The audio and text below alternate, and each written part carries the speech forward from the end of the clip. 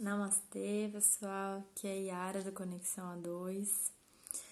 Eu vim aqui hoje falar com vocês sobre raiva e culpa e qual é a relação disso com o assédio na dança, né? Principalmente, mas a gente pode levar para outros lugares que o assédio também acontece.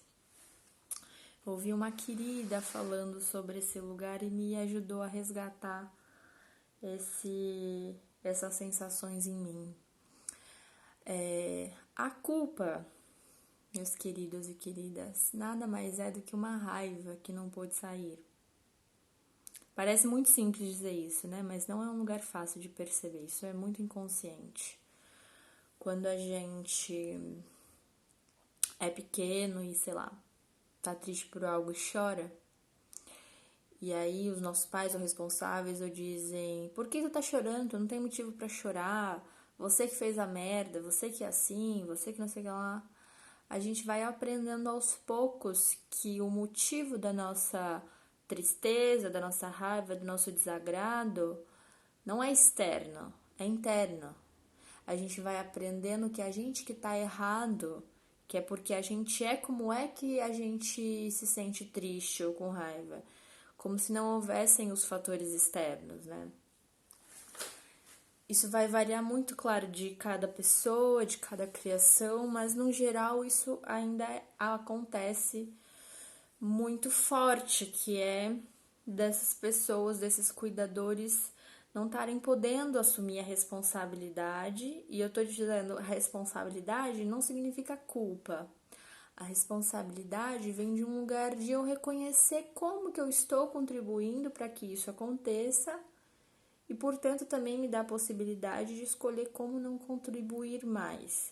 Mas é um processo de muita consciência que nem sempre a gente tá podendo, tá conseguindo olhar com essa qualidade para as nossas relações, né? Até porque a maioria dos nossos traumas, gente, não acontece assim uma vez e acabou. São traumas que são repetidos. Então, esse lugar, por exemplo, da culpa, é porque isso acontece várias vezes, né? Principalmente durante nossa infância. Então, a gente vai aprendendo, por exemplo, a questão do amar e ser amado, né? Então, se em algum momento os nossos pais reagiram de alguma forma que a gente entendeu como uma rejeição, como uma forma de não amor, e se a soma das tuas questões internas e externas te fizeram perceber que você que não era bom o suficiente ou merecedor desse amor, então vamos supor, porque você não tirou 10, daí teu pai briga comigo, comigo, porque é a minha história mesmo.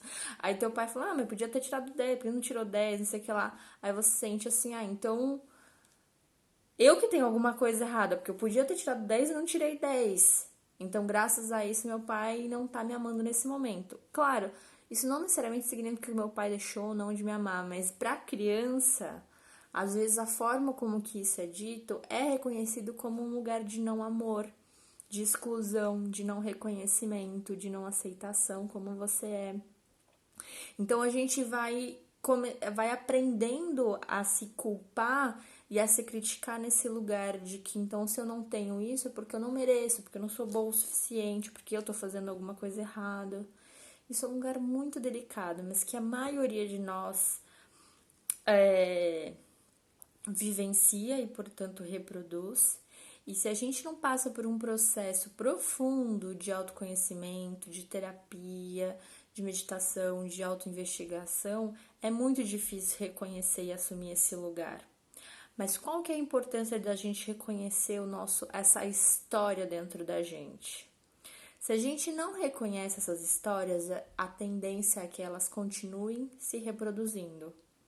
Então, cada vez que alguém fizer algo pra você que de alguma forma mexa nessa ferida, você vai voltar para aquela dor do passado, mas se você não tiver consciência, você vai achar que isso tá acontecendo novamente, às vezes não é.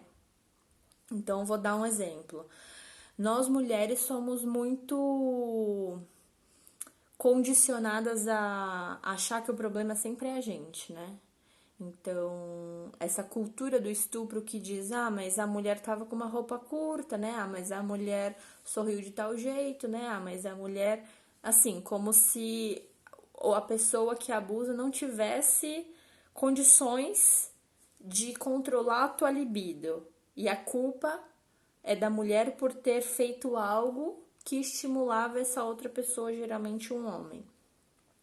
Então, isso não é natural, isso é estrutural na nossa sociedade. Esse machismo que coloca na responsabilidade da mulher os abusos, os assédios que acontecem. Então, a gente vai carregando isso tão profundamente na nossa estrutura que quando o assédio acontece, a gente reproduz esse padrão.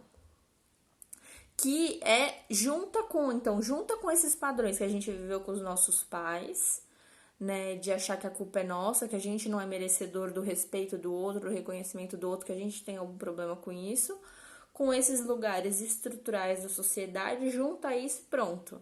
Aí dá o espaço para a culpa.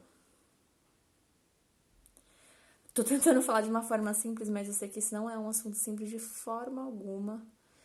Isso tem um peso e uma complexidade, mas poder falar sobre isso abre espaço para que a gente comece a observar essas questões.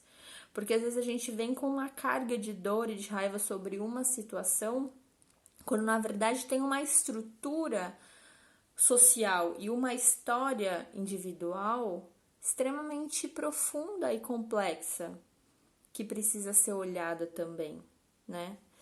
Então, quando eu digo assim que o fato de hoje a gente estar falando sobre esse movimento do assédio na dança é um lugar da gente poder curar, é porque a gente está curando não só esses assédios, mas todos os assédios, o assédio em si, né? As histórias de assédio, de abuso da nossa vida, nossos ancestrais, nossos antepassados. Cada vez que a gente olha para essas questões, sente, traz para consciência e a partir daí cria formas de não perpetuar isso, a gente está transformando essa história.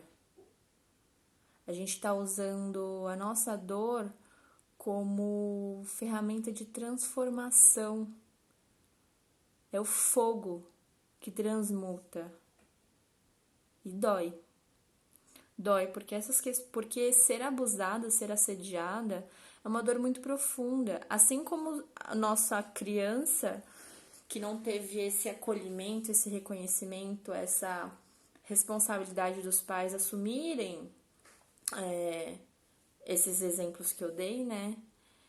Se aquela criança pensasse, nossa, mas meu pai não tá me reconhecendo, minha mãe não tá me reconhecendo, minha mãe não me ama. Se ela olhasse com essa profundidade, seria dilacerador, porque, gente, a criança é muito sensível. A criança é muito delicada, a criança é muito, né, tudo é muito mais intenso para ela. Então, o que que é melhor ela se culpar? Melhor assim, né? Geralmente isso é um mecanismo de defesa para essa dor, pra gente não entrar em contato com essa dor de ter sentido a falta de amor dos nossos pais ou cuidadores.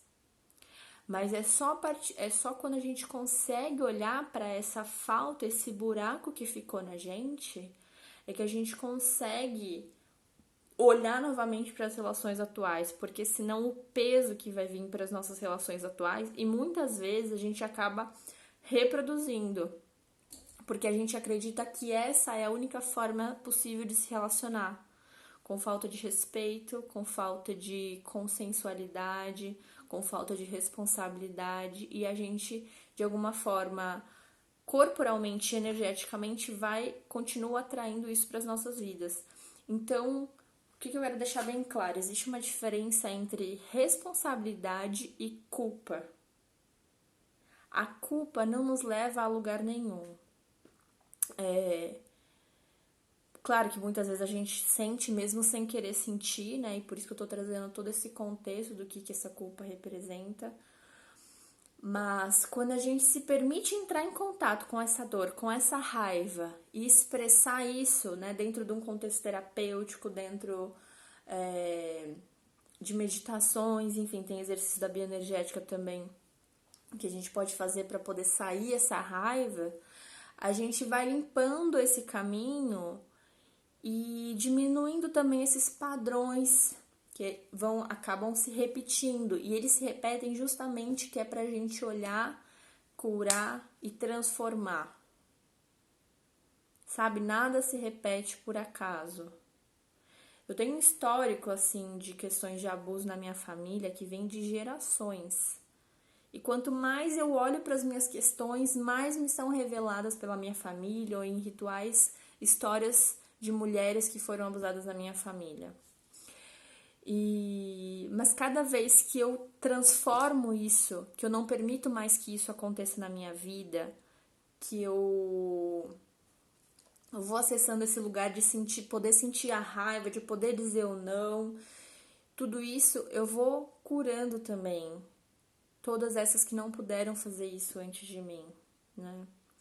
Então, enfim, esse é um lugar muito delicado, mas eu queria trazer essas reflexões para que a gente possa olhar de novo quando se sentir culpada e permitir olhar para essa situação. Isso me remete a alguma coisa da minha história.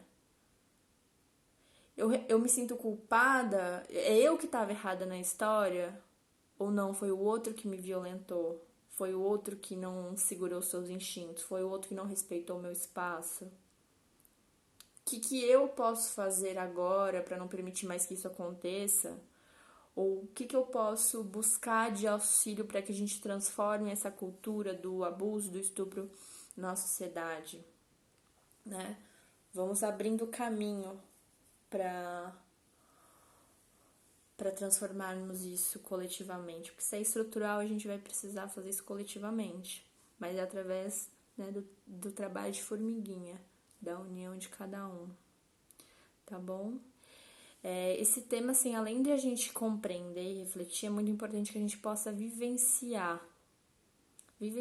Então, eu vou fazer um outro vídeo também falando sobre a raiva e o lugar da mulher na nossa sociedade.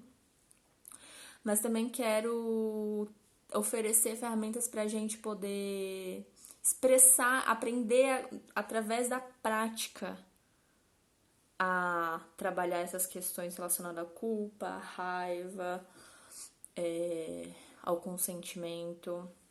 Então, acompanha aí o nosso canal. A gente também, do Conexão, a gente vai abrir um grupo, que é um grupo de estudo, a gente não definiu ainda se o nome vai ser grupo de estudos mesmo, mas é um grupo para que a gente possa exatamente na prática trabalhar essas questões, né? Refletir, debater, mas na prática, ok, e agora? O que nós fazemos? O que o nosso corpo precisa fazer para liberar esses padrões que estão incrustados na nossa musculatura, na nossa energia, tá? Então, vem novidades em breve, tá bom?